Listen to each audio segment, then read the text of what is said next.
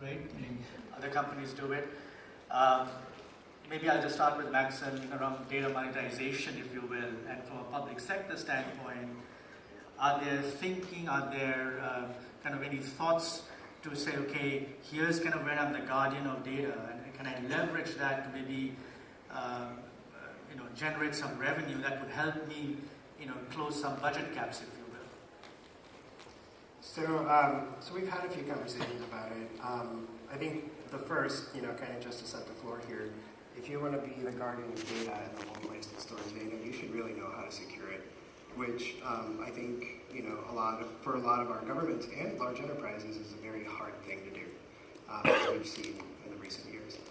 And in terms of government, at least, for data monetization, I've always kind of considered it, I think it's a lazy solution, right? Government's not going to go collect your data and sell it to advertisers, right? That's just, you shouldn't do that. And so then we're going to go and sell it back to companies that, for whatever reason, want to improve their services or operate in your city or something to that effect. That's great, but there's also, most of our states have a Public Records Act law that would preclude doing that, right? To me, it would be the equivalent of, say you have a Chase Bank account, and every time you want to look at your balance, Chase Bank charges you, $1. That doesn't make any sense. The way that we have talked about data monetization and the way that we've thought about it is we've thought about it in terms of data delivery, right? So, as an example, we have an application called Get It Done. It's an app on your phone, and you can take a picture of a pothole.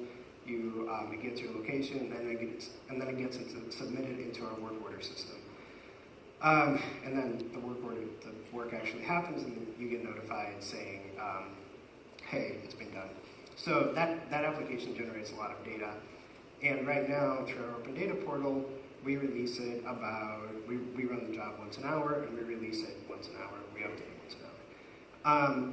Now, maybe there is a company that really wants this data for operational purposes, and it wants it every 5 minutes. Well, that's more work for me, right? I have to have a different infrastructure. I now have to run more servers. I have to maybe think about moving data in a different way. Or maybe there's a company that would really like to have it enriched with certain geospatial components, right? Same thing, it's a lot more work for me. I am still obligated to provide this data to the resident, and I have to do that, and I'm going to do that once a day or once an hour or whatever it is. But if you want to pay me extra, I will be happy to run the job for you every 5 minutes or every minute, as long as your cost offsets my infrastructure and also gives me some extra money to build other stuff. And that's kind of how we've thought about data monetization, as opposed to just straight up charging for it. Because, the good thing is we have a law against that we generally prevent this, with some caveats, but yeah. Any private sector perspective, Stephen? Well, I think it's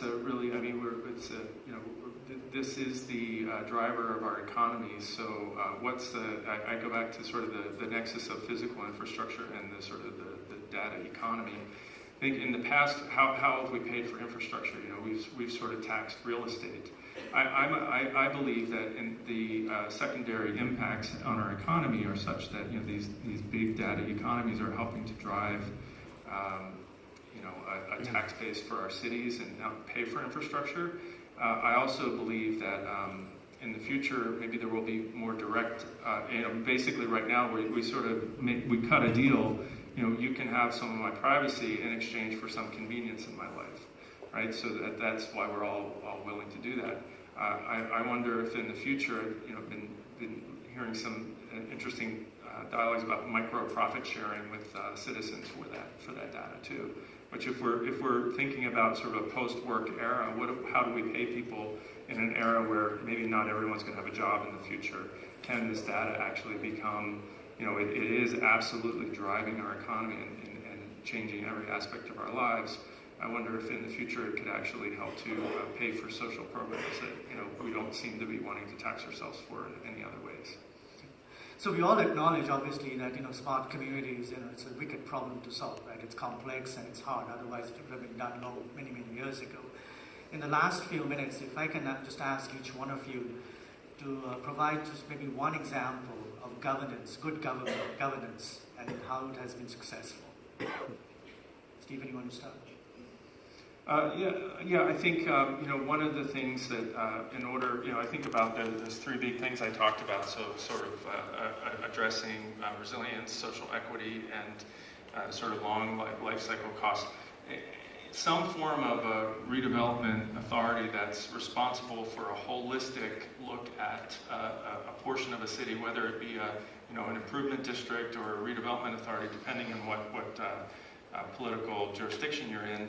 That to me gets at it's an agency that has cross-agency responsibility and authority, and they're given mandates from a performance-based, outcome-based point of view. So that to me is the model that is the way of the future.